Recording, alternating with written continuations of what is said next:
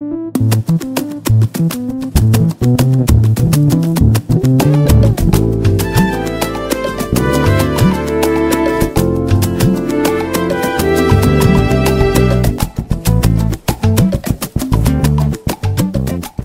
nom du Père et du Fils et du Saint-Esprit. Amen. Aujourd'hui, ne fermez pas votre cœur, mais écoutez la voix du Seigneur. Salut à vous, très chers frères et sœurs et chers abonnés de Parole de Dieu au quotidien. Nous entrons dans l'année nouvelle 2024 en vous présentant toutes nos excuses pour ce grand temps de silence. Nous étions en train de travailler dur pour maintenir le cap et vous satisfaire. Encore une fois, toutes nos excuses et merci au Père Vincent qui a travaillé d'arrache-pied afin que nous puissions reprendre la méditation de la parole de Dieu. Que Dieu vous bénisse. Frères et sœurs, nous sommes au 4e dimanche du temps ordinaire de l'année B et les textes que nous avons entendus d'abord pour la première lecture tirés du livre du Deutéronome. Le livre nous enseigne déjà le portrait robot du prophète selon le cœur de Dieu.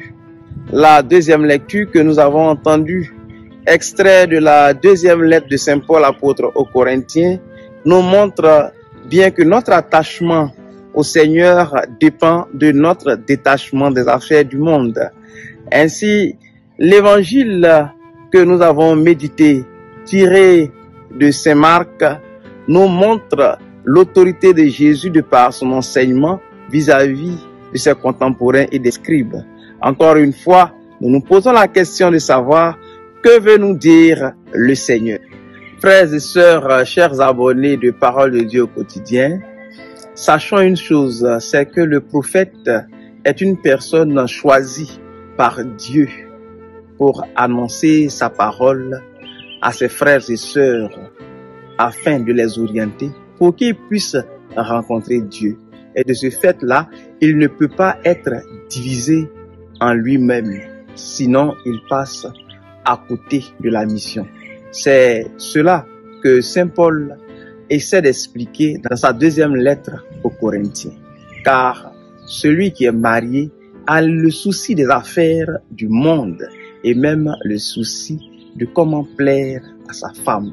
Un homme divisé ne peut rester concentré sur l'essentiel et le but de la vie qui est d'accueillir la parole de Dieu et de la pratiquer. Finalement, on cherchera à plaire aux hommes quand on est divisé. La pédagogie de Jésus dans son ministère public, marqué par l'autorité de son enseignement, n'est que la suite logique de son engagement. Car le Fils de Dieu est venu montrer le visage de Dieu aux hommes en pratiquant la parole de Dieu avec une grande humilité, en rejetant tout prestige. Son approche vers les hommes, marquée par l'amour, par la miséricorde de Dieu, déroute les démons et les pousse à confesser publiquement devant l'homme Dieu, revêtu de l'infirmité de notre chair, sa seigneurie. Autrement dit, un prophète ayant un cœur sans partage, un cœur tourné vers Dieu, recherchant la seule gloire de Dieu, sera toujours témoin de la main du Seigneur par ses miracles. Car la vérité du Seigneur est toujours éternelle. Et l'on dira de lui, il enseigne avec autorité, ou on dira de lui, ce prêtre est vraiment un homme de Dieu.